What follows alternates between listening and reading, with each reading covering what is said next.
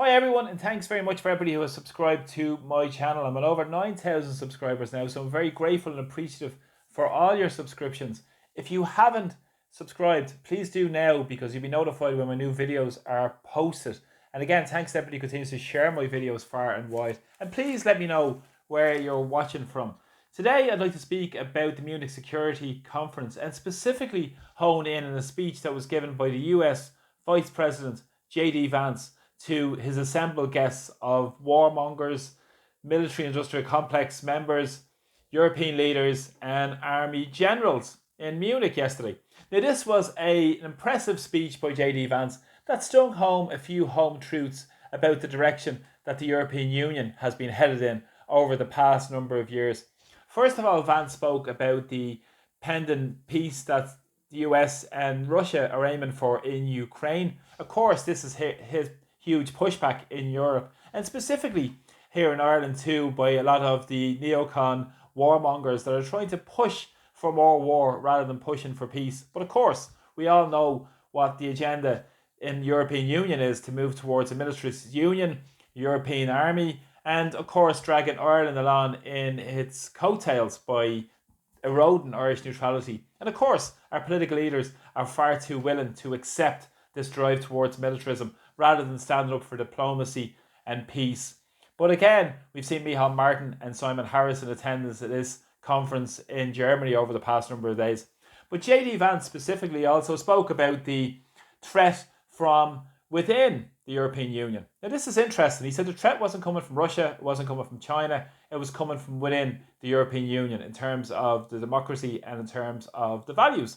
This is what they always try and present and purvey to more and more people, to say we're struggling and we're fighting for democracy, freedom, values. This is very important because this was completely rebuked by J.D. Vance in his speech yesterday, because he gave the example of the cancellation of elections in Romania.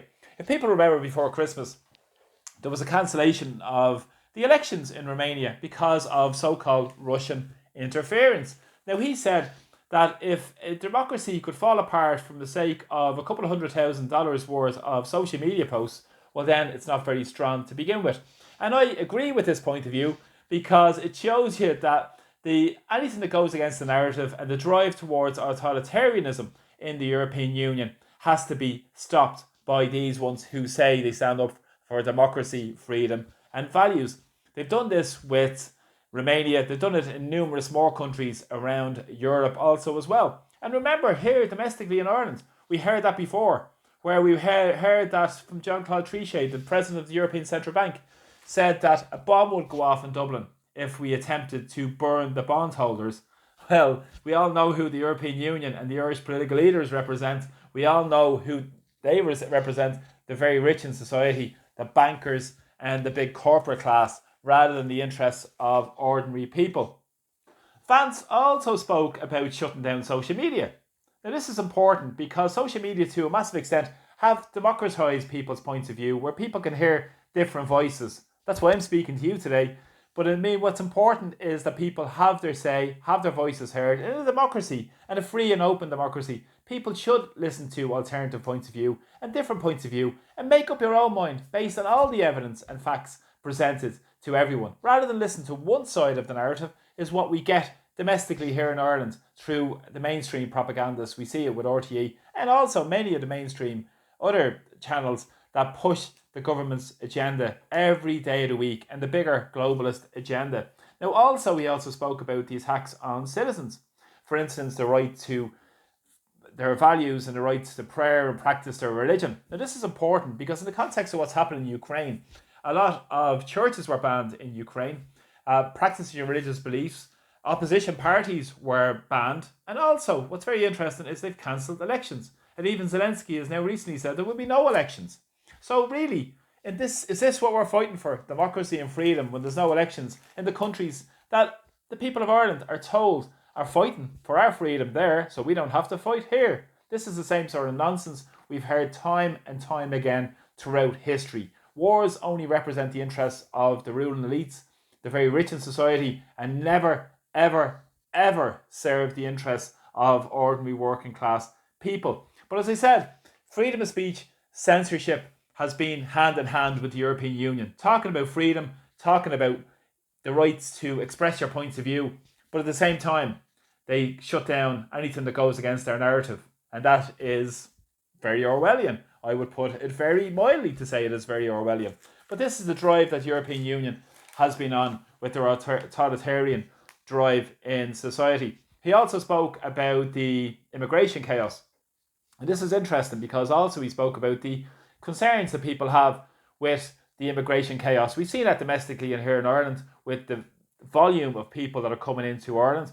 Not to mention the struggle for services, the struggle for basic resources in Irish society, while 2 billionaires have the same wealth as the bottom 50% of the population. But that matters not to our political classes because they're more interested in bowing down to van der Leyen in Brussels rather than serving the interests of the people and citizens that are here in Ireland. So I have to say it was an impressive speech as a whole. Of course, it didn't reach or receive much of a positive response by the warmongers in attendance. It received a response that was very muted, unsurprisingly.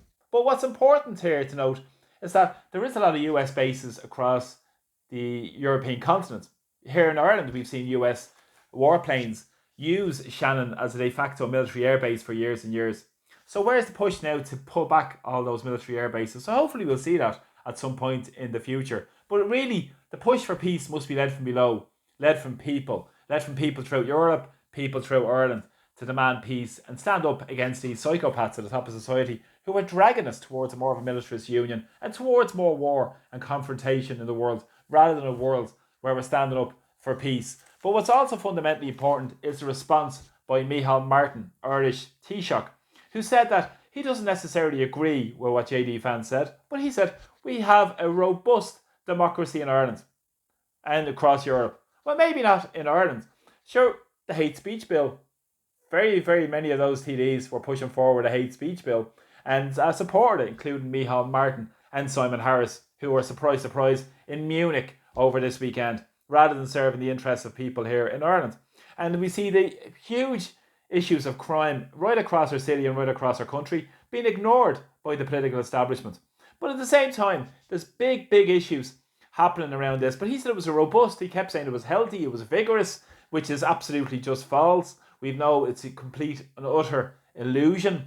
More and more people are disillusioned with politics, disillusioned with getting involved in what's going on, and have actually re-emboldened the political system by their apathy. And this is important because what they've done is they've made people so disillusioned that they don't go out and vote. Some people don't vote. Some people feel disengaged, feel powerless. But it is critically important that we know the value of each and every one of us and know the power that all of us have collectively, but also individually, to speak our mind and speak freely as well. And he said that also the European Union has been fantastic for drawing people in.